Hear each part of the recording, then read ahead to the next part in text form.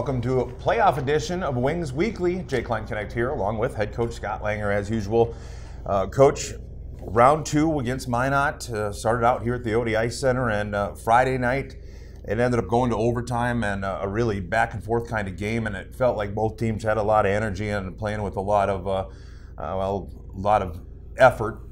But and we talked about it pregame Saturday. Just some bounces and stuff just weren't there for the Wings on Friday, and probably, might have easily have been another game, different game. But you end up falling in overtime.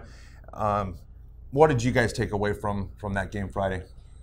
Well, I mean, I think you have to be a little better. Your start has to be a little better. We know we gave up that goal real early. That gave them some confidence they probably didn't have initially once they hit that ice. But our guys showed a lot of character. I mean, we answered quite a few of their goals, and we gave some uncharacteristic goals up. Goals we usually don't give up in that fashion, and but we responded, and we were close to winning that game. And they one deflection off our guy's stick, they win the game. And I think the big part you take out of that is how we responded on night two. I mean, as soon as that puck dropped, it was on them in a hurry, and obviously Sokoli found a way to put one and give us the same confidence they started with on Friday, we started with on Saturday. And from there on, we just played a solid game on Saturday. Yeah, well, and it's interesting because it goes back to a point that we talked about before Saturday's game, about how when bounces aren't going your way, it can get frustrating, and it can sometimes become a kind of a mental block. And that's why, as you mentioned, I thought it was super important to come out and have Sokoli just a minute 34 into the game, say, like, that's not happening tonight. It was I think big on like you said, the confidence side, but also just to get that bad mojo, I guess, off your back. Again, nice bounce back game. You end up winning that one 3-1. Things got a little chippy at times. Minot changed some things up and has started using kind of a long stretch pass over the weekend.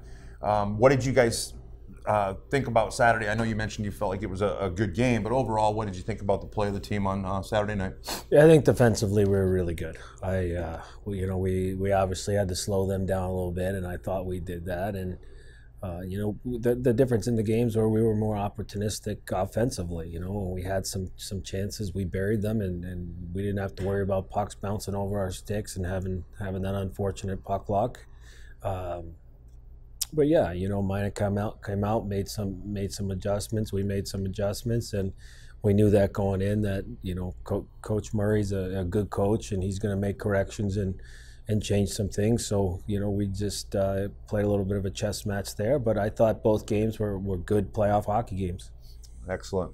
Well, PK was strong again. Power play a bit slow, but came up big on Saturday. It was kind of nice to get that monkey off the back, so to speak. I know specialty teams is something that you guys worked on a lot during the week. Do you feel pretty good about the improvement there? Well, I think you have to look at the one power play goal Bendoff had, and then our ability to shut their power play down, which they have two units that are as good as most teams in this league's first unit. So, our penalty kill was up to the task, which was, I think, a pretty big part of us winning that hockey game on Saturday. But I would have to say our specialty teams worked out well on Saturday. Yeah, without a doubt. And, as you mentioned, a big part of it, certainly, when you've got a 5-minute major to kill, it seems like oftentimes a team can get a boost from killing a major, because it's not easy to do. Yeah, I mean, I think you can definitely get some energy off it, or you could go the other way, and like we've seen the other night in the National Hockey League. So yeah, that's true. But our guys embraced it. It was adversity they knew they had to embrace, and they did, and they did a great job killing that off. And I thought we thrived on that energy level. Okay. Well, I tell you what, we will move on to what's coming up and what Coach expects from Minot in here in just a moment. But let's hear from one of our sponsors. We'll be back with Wings Weekly after this. Let's make a taco. No, seriously.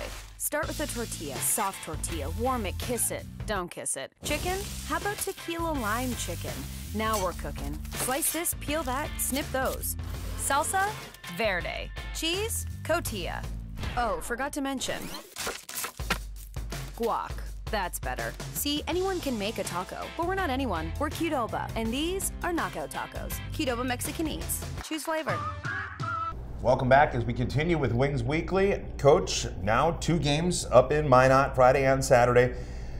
You talked about the adjustments that you made, adjustments that Coach Murray made, and going into Austin, I know you talked about how you expected Coach Howard to make some changes, especially to their power play. What are your thoughts going in to these next 2 games? Do you think there's going to be even more adjustments that are made? Yeah, absolutely. I think both teams are going to look at what they did well, what they didn't do so well, and where we think we can exploit the opposition. And from a bench side, I have to expect Coach Murray to make some changes and hopefully be ready for him. But that's playoff hockey. When you have a 5-game series and you're tied 1-1, each team's going to try to gain some sort of advantage. And the difference this time is they're in their building. They play really well in their building. We're going to have to be ready for a big crowd there, and we're going to have to just play simple road hockey that doesn't have to be pretty. It just has to be effective.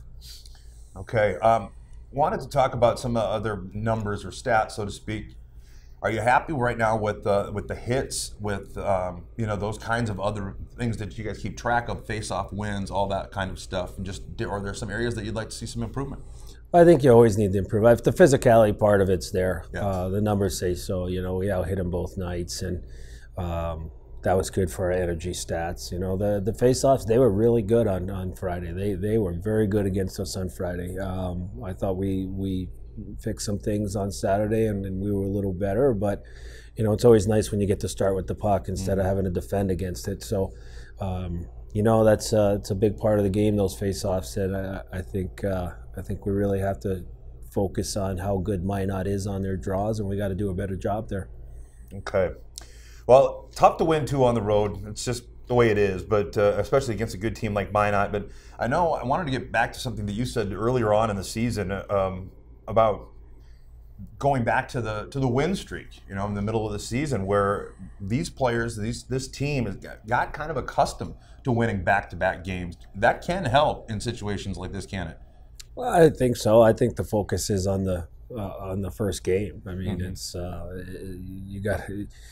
we can't be worried about going in there having to win 2 games and try to end a series. They're at home. They're the ones thinking that. We're going to have to go in there and think that, hey, we got to play well every minute of 60 minutes in order to get a victory and try to pull one out. You know what? There's 5 games in this series. If we have to use 5, great. But right now it's literally it's the first shift to the last shift that we're focusing on, and we'll worry about the second game once we have to play it. Good point, Coach.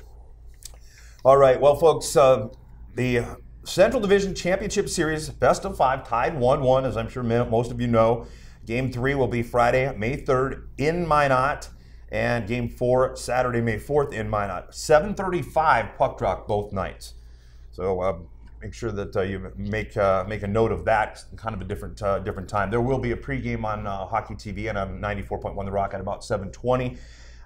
Also, big news, folks. We're going to be taking a Wings fan bus to Saturday night's game. The bus will depart L&O Acres at 1 p.m. Saturday and return after the game. $50 per spot, and they are on a first-come, first-served basis. So call Aaron at 605-380-5852 to reserve your spot today.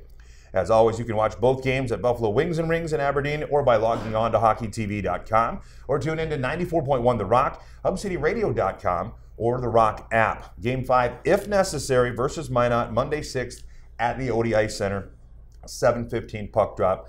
And again, Saturday night, a fan bus leaving from L&O Acres at 1 p.m. Saturday. Call Aaron, 380-5852. For all the latest news and information on the 2019 Robertson Cup playoffs, visit AberdeenWings.com or follow us on Facebook, Twitter, and on Instagram. That will pretty much wrap things up. Coach, again, I appreciate you taking some time to talk with us a little bit on Wings Weekly, and best of luck up in Minot. Thanks, Jay. All right, folks, that'll be it for this week's Wings Weekly.